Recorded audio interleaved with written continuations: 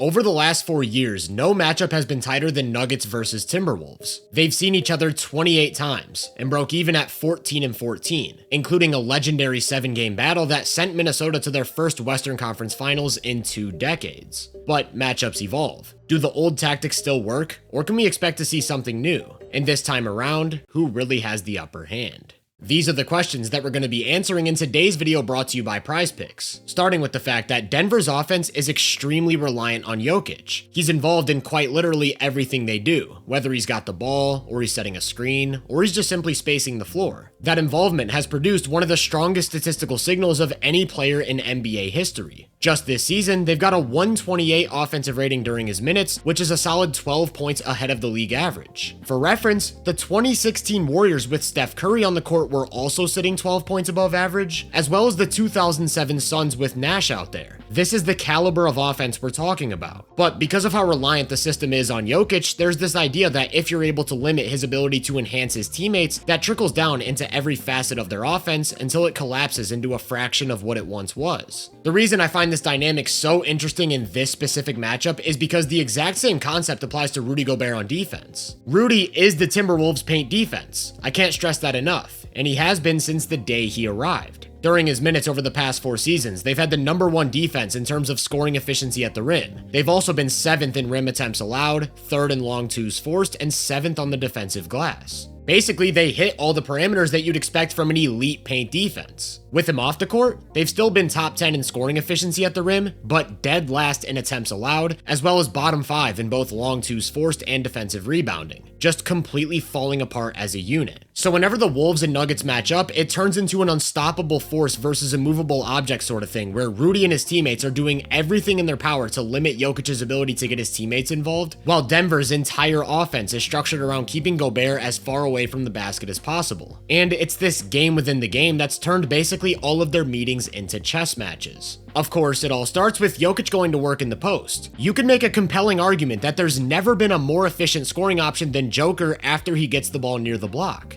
This year, he's added yet another classic post-up scoring season to his resume, leading the NBA in volume while generating 1.13 points per possession. He's got the entire bag, from the size, strength, and balance to get wherever he wants, to the understanding of angles, timing, and footwork to create slight openings, then of course, the touch to get the ball in the basket in a seemingly endless amount of ways. All that's to say, for the most part, he's basically never going to be fazed by one individual defender in his way. Rudy Gobert is one of the very few guys in the league who will actually take on this challenge in single coverage. And I think he's done a pretty good job, moving his feet to cut off different openings and swarming Jokic with his 7'10" wingspan. Then you look at the numbers, and it doesn't seem to matter at all. According to Data Baller, Gobert's guarded Jokic on 720 possessions since 2021. During that time, he's averaged 34.5 points, 9 assists, and 3 turnovers on almost 67% true shooting. I think it's fair to say he gets his game off. There's a much bigger problem that the Wolves run into with Gobert on Jokic though. He's no longer in position to help at the rim. Once that ball gets to the post, the Nuggets start all sorts of screening action. And because he's such a good passer, the margin for error is razor thin. However, by taking Gobert off of Jokic, the margin for error grows because if there's a miscommunication or somebody loses a cutter, he'll always be able to protect the paint. When Rudy's behind the play, they basically shut down Denver's most valuable shots. Here's a look at how efficiently the Nuggets have scored on cuts over the past 4 seasons.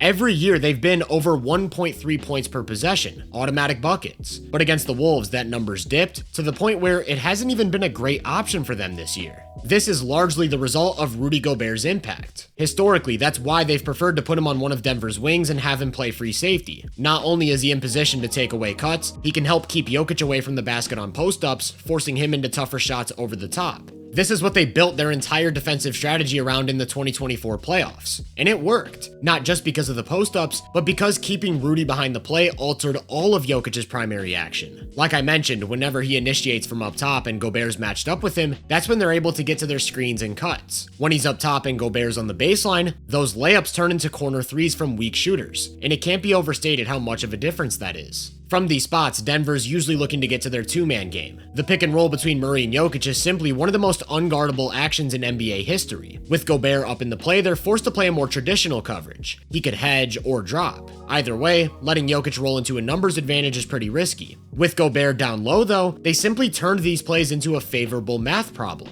That started in the backcourt. Whether it was Jaden McDaniels, Ant, or Nickeil Alexander-Walker, they'd come with constant pressure, making Jamal work just to get the ball up the court. Then when a screen came, they'd chase him over the top and stay as close to his hip as possible to run him off the line and funnel him into the mid-range. There goes pressure point number 1, the pull-up 3. Pressure point number 2 is Jokic in the short roll, where he's got maybe the most automatic shot in NBA history. The Wolves address this by having his defender completely ignore the ball. Instead of stepping in front of Murray, he'd just stick with Jokic, and it was Gobert's job to come over from the weak side and keep Jamal out of the paint. They neutralized all of the go-tos and left the Nuggets with 2 options, a pass to a non-threat or a mid-range shot over Gobert. By simply keeping Rudy near the basket, they were able to limit all of Denver's go-to options, and they tried all sorts of different counters, such as using Aaron Gordon as a point forward in hopes of lifting Gobert to the perimeter, but that didn't do much for them. They also tried using Gordon as a ball screener for Jokic and inverted pick and roll. The Wolves just switched because they're perfectly fine with Gobert taking that matchup on occasion. The Nuggets also tried using their smalls as ball screeners, which is when Minnesota implemented a new strategy of having that second defender hedge while Jokic's man ducks under the screen in hopes of getting him to pull up from 3. That worked a little bit too well in Game 7, where he shot 2 of 10 from outside. Throughout the course of this series, Denver's best offense was Jokic save us, and he had some superhuman, heroic scoring performances, but it ultimately wasn't enough. That season, the Nuggets had a 124 offensive rating during his minutes, 8.5 points better than average. In the second round of the playoffs, that number plummeted to 112.3, while the Nuggets lost a tough 7-game series. Real quick, I want to take a moment to thank PrizePicks for sponsoring today's video. If you know you can play responsibly and you have the means to do so, PrizePicks is America's #1 app for sports picks. So if you're looking for a place to get in on the NBA action, use code HMA and get started. The play-in has been an absolute classic. Tomorrow we've got the last 2 games, starting with what should be a real up and down, fast matchup between the Hornets and the Magic. Kobe White is coming off a huge second half performance, and with the way Orlando takes away spot-up threes, I think they'll lean on his driving game, so we're taking him for more than 13.5 points. On the other side, we're sticking with the hot hand. Bane just dropped 34 against Philly, and I don't think the Hornets can stop him from getting downhill. We'll take him at 19.5 points. And it's that simple. Find the stat you want,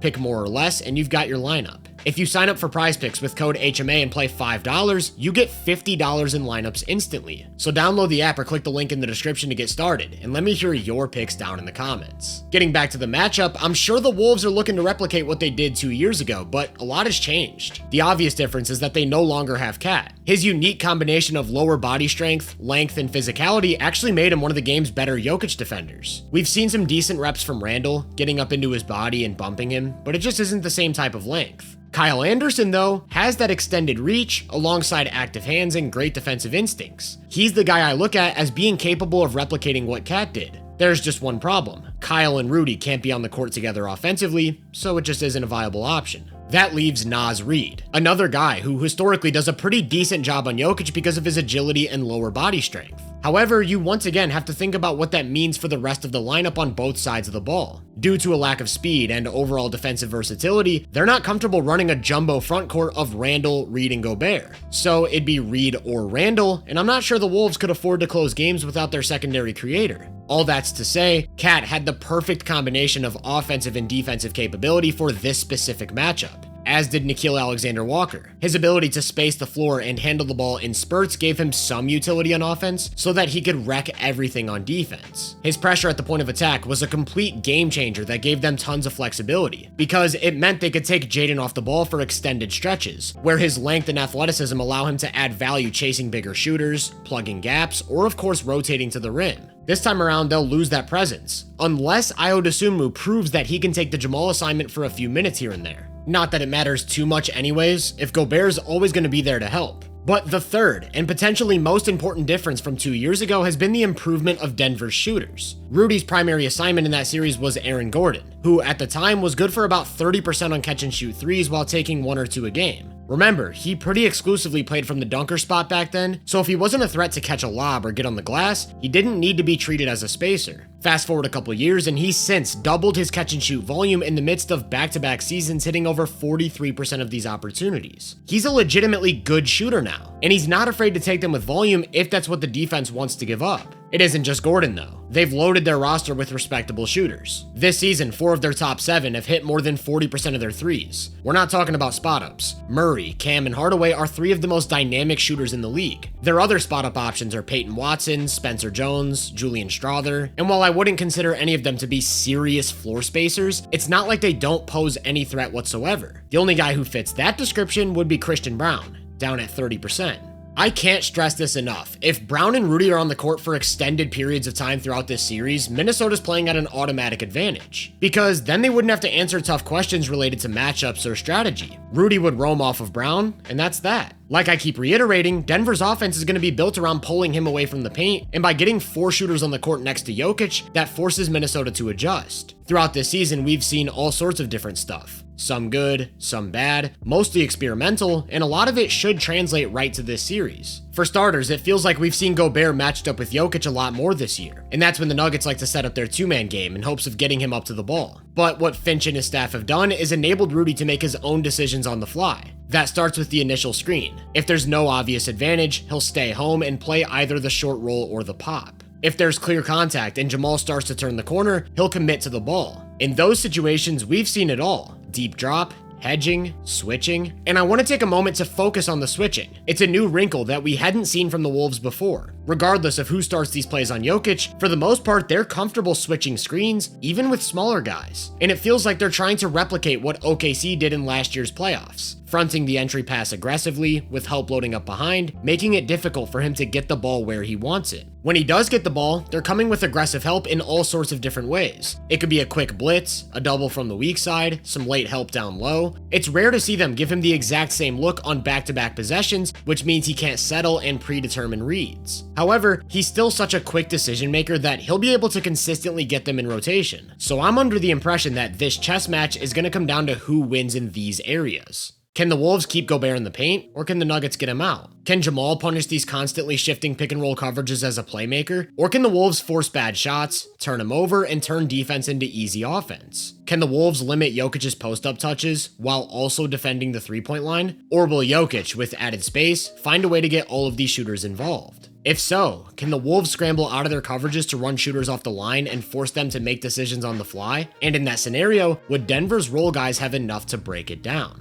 I know I just said a lot, and I promise we'll come back to it, but for now I want to talk about the downstream effects that all of this has on the other side of the ball. If we go back to those Nuggets shooters for a second, I want you to think about who's historically defended Ant the best. In my opinion, it's been either Spencer Jones or Christian Braun, not their dynamic off-ball threats. And that raises some serious concerns because they already couldn't guard him at all. The combination of explosiveness and world-class pull-up three-point shooting is particularly impossible for Denver's personnel because they don't have athletic point-of-attack defenders and they certainly don't have a vertical presence in the front court. Usually they'll compensate by shrinking the floor with aggressive help at the nail, parking Jokic in the middle of driving lanes, and zoning up the ball. The problem is that this coverage funnels the ball from Ant to the perimeter, and some of Minnesota's shooters are a little bit too good to concede those opportunities to. Look at Dante DiVincenzo, for example. He's got limitless range above the break and one of the quickest triggers in basketball. For him to be capable of getting 9 or 10 threes up at a near 40% clip, good luck. Ayo Dosunmu doesn't quite hit that volume, but he's been knocked down all season long, hitting 44% of his threes. Off the bench, they've got Bones Highland and Naz Reid, both getting these shots up with serious volume, while Jaden McDaniels has been extremely reliable himself. I just named 5 different players, ranging from point guard to center, who you can't leave open, and none of them are limited to shooting. They can all put the ball in the deck, attack closeouts, apply pressure off the catch, and extend advantages. So against a zone-type defensive look that's going to force the ball out of Ant's hands with little vertical presence, I don't think they'd have much trouble breaking it down. I only have 2 questions related to Anthony Edwards in this series. One is if they go to aggressive help like that, can he consistently find those openings as a passer without turning the ball over? 2 is just his recent injury. He missed 11 of the team's last 14 games with knee issues, and when he's played, he hasn't quite looked like his usual explosive self. So I want to see it first, even for one possession, right after the tip-off. Let me see the burst and explosiveness, and I'm sold because there isn't much for Denver to poke at. Due to their lack of point of attack resistance, they're going to be forced to switch pretty much every ball screen between wings, which means, just like in last year's playoffs against LA, both Ant and Julius Randle are going to be able to attack whatever matchups they want, whenever they want. Unless the Nuggets have some tricks up their sleeve. Personally, I think they could look to target Rudy's lack of offensive touch. In high ball screen situations, we'll see a mix of different coverages, but I wouldn't be surprised if they just blitz the ball, force him to catch it in the short roll, and trust their ability to rotate out of it. That's what the Lakers did, and Minnesota adjusted by having Gobert strictly play from the dunker as a garbage man, finishing lobs or cleaning the glass. But Denver's a really big team, and they're incredible on the boards. So if Rudy isn't able to make himself a viable option, that could be an issue. Of course, the Wolves could easily just go to Naz Reid at the 5, instantly solving all of their problems. And those are the lineups that I straight up don't think the Nuggets can defend. Every choice has a downstream effect though. Remember, they can't protect the rim without Gobert, and without his presence, Denver could start to get guys like Christian Brown or Spencer Jones more run, then giving them a lot more athleticism and versatility on defense, and I'm probably starting to confuse you with another back and forth, but that's because these things are confusing. It's never as simple as just getting more offense or defense on the court.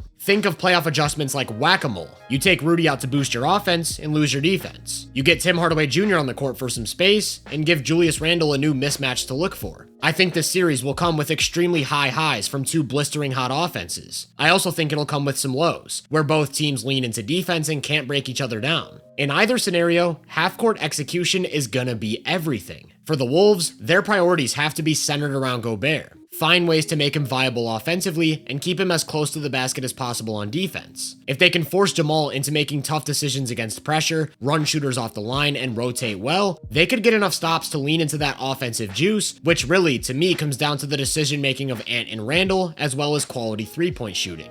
Also, they're gonna have to win the non-Jokic minutes. On the other side, the Nuggets should be looking to either pull Gobert away from the basket or even play him off the court defensively. They've got to keep Ant from getting deep paint touches without giving up open threes. They need to get the ball to Jokic where he wants it, surround him with shooters, and make good decisions off the catch. The X factor, in my opinion, Jamal Murray playing up to the new level he's established for himself, which would help them at least survive those non-Jokic minutes. All things considered, I think we're in for another classic. Both teams have clear advantages that they can exploit, and both are going to have to answer impossible questions. I wouldn't be surprised if this one came down to small margins, like whose role players shoot better from 3, who grabs more rebounds, who takes better care of the ball, or gets easier offense in transition. It could even come down to whoever gets luckier with the timing of their hot shooting games. In my opinion, this is another 7-game series, but this time around, I've got the Nuggets and their juggernaut of an offense taking home the win.